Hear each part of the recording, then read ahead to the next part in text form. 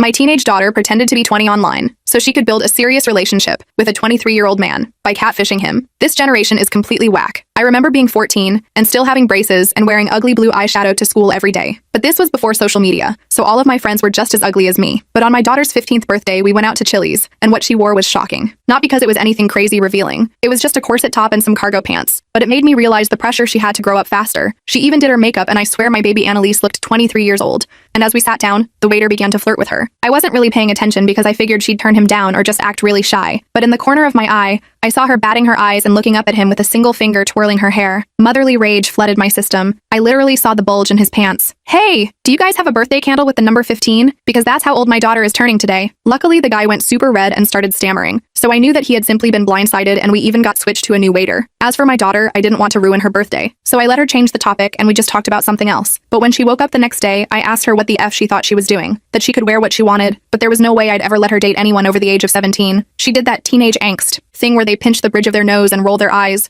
like it was the most original move in the book. So I grabbed her phone and unlocked it with her facial recognition. This time, something in her eyes changed. She begged me not to go through it. It was a good effort, but not good enough. Honey, I love you. And if you were a mother, you'd do the same thing. I then walked into my room and locked the door. There wasn't anything too bad. I did find what people call thirst traps on her TikTok, but her account was private and her following was mostly girls. The worrying part was her Instagram. There were bikini pictures plastered everywhere, with extremely sexual songs and angles. The most disturbing part was they were all taken on vacations that I took her on. Except I, obviously, hadn't taken any of the photos. In her texts were a bunch of guys from her high school that she was very obviously leading on, but amongst them all, one stood out. She had no mutuals with him, and in his bio was the name of a nearby university. My heart dropped. They had met a few months back, when she was 14, after she had met him in a cafe, and they texted for months before it suddenly stopped a few weeks ago. Well, first I needed to make sure that my suspicions were correct. I handed her back the phone and pretended like I was too old to have been able to find anything. I literally saw her smirk, and she even apologized for flirting with the guy yesterday. That night, I went to the guy's college. It was a pretty small campus, and it was a Saturday, so I figured that he couldn't be far. That's when I saw him, outside a frat house with Greek letters, completely topless, DJing with a bottle of beer in his hand. I walked up the stairs and tapped him on the shoulder.